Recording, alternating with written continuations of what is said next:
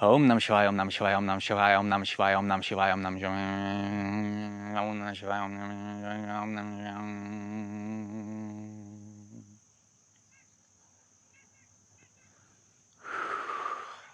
So as you may have observed in that demonstration, I began to repeat the mantra Om Namah Shivaya, and then I began to increase the speed with which I repeated the mantra, and then I began to decrease the amount of differentiation that I was expressing between the different syllables, and I began to be more vocalizing with intention and vibration rather than recognizable words.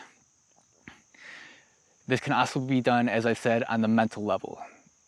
And with japa, the practice of mantra repetition, it can be vocal, it can be mental, it can be on the pashanti level, it can be on the para level. But we generally recommend, for the purposes of turning inwards, to focus more on the madhyama level and then to refine that. And then if you are trying to do more of an extroversive practice where you're trying to connect with space and energy and beings around yourself, then practicing on a Vaikari level might be a better choice. There's also a tradition of mantra initiation in yoga and tantra, where a spiritual teacher will initiate somebody into a mantra. So they will give a person a mantra that is specifically aligned with that person's mind and karma in order to create the most beneficial possible spiritual impact and to help that person to achieve liberation at a better rate and with more success. So there are a lot of different mantras that people can use, and there are many mantras that are available for anybody to use, but then there are also these specific mantras that are passed on through lineages. Now, oftentimes it is said that a mantra that is not received from a lineage and is simply read from a book, say, or found online or something like that, is generally considered to not have the same spiritual potency. Now, in my personal experience, this is not always true. And I have personally had mantras that I did not receive directly from a spiritual teacher that then had very powerful, life-changing impact on my life and on my perception of reality, and helped to connect me with the universal consciousness and energy in a very potent way. So there may have been, in that particular situation and in other situations like that, some kind of karmic predisposition from past lives that facilitated the spontaneous awakening of that mantra. Regardless of what the case may be, there is a pretty strong tradition of mantras being passed down in lineages, either from awakened teachers or teachers who have direct connection to a lineage that goes back to an awakened teacher.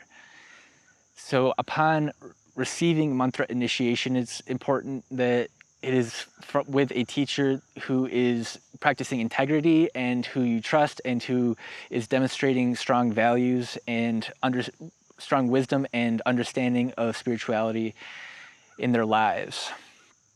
So for the final part of this introduction to mantra yoga, we're going to go over the Sanskrit syllabary, so that when you're reading transliterations of mantras from Sanskrit into English, and then translations that interpret the meaning of the original verse, you are able to correctly pronounce the words in addition to understanding the interpreted meaning. There are several letters in the Sanskrit syllabary that are different and or non-existent in the English language and in similar languages. So we are going to cover some of those, and there is a table in the book that lists each sound in the Sanskrit syllabary and gives the transliterated letter, that gives the transliterated letter as well as the Devanagari letter, and gives you the sound. But we're going to go over the sounds here so that you can hear them and better understand and integrate them in that way. And the Sanskrit syllabary is in itself a very powerful mantra. So you can repeat this and it will have an uplifting spiritual impact on your awareness. The Sanskrit syllabary is basically their alphabet, but it's not called an alphabet because the alphabet consists of letters, whereas the syllabary consists of phonemes, where letters are representations of sounds that have a particular name, like A, B, C, but those letters are not pronounced A, B, C. It's more like B, and S. So in the Sanskrit syllabary, there are these symbolic letters that have sounds, and instead of being named something else, they are just pronounced as that sound plus the vowel which is the first sound, the first phoneme in the syllabary.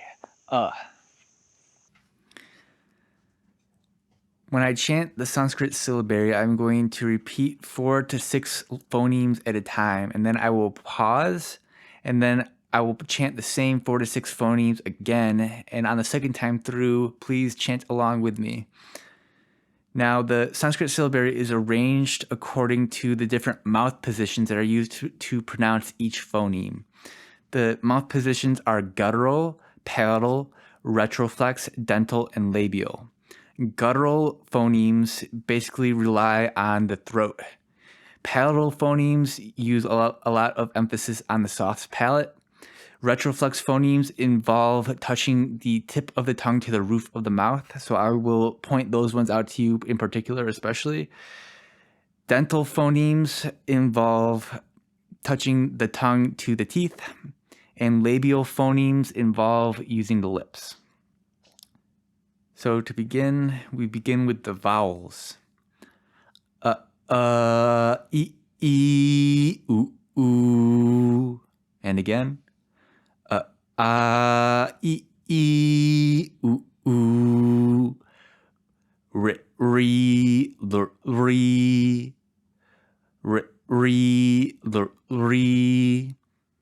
A, I, O, ow. A, I, O, ow.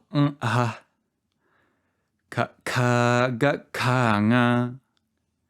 Ka, ga, ka, nga. Cha, cha, ja, cha, nya. Cha, cha, ja, cha, nya. The next few phonemes are retroflex, so that means that you touch the tip of your tongue to the roof of your mouth as you pronounce them. Ta, ta, da, ta, na. Ta, ta, da, ta, na. Ta, ta, da, ta, na. Ta, ta, da, ta, na. Pa, pa, ba, pa, ma. Pa, pa, ba, pa, ma. Ya, ra, la, wa. Ya, ra, la, wa. Sh, sa, ha. So the second sh is retroflex. The first one is palatal. Sh, sa, ha. Now we'll chant the entire syllabary again all the way through without any pauses. Please join me and try to chant along as best you can. E, oo, re, A, I, O, ow, Ka, ga, ka, nga. Cha, cha, ja, cha, nya. Ta, ta, da, ta, na. Ta, ta, da, ta, na. Pa, pa, ba, pa, ma. Ya, ra, la, wa. Sh, sa, ha.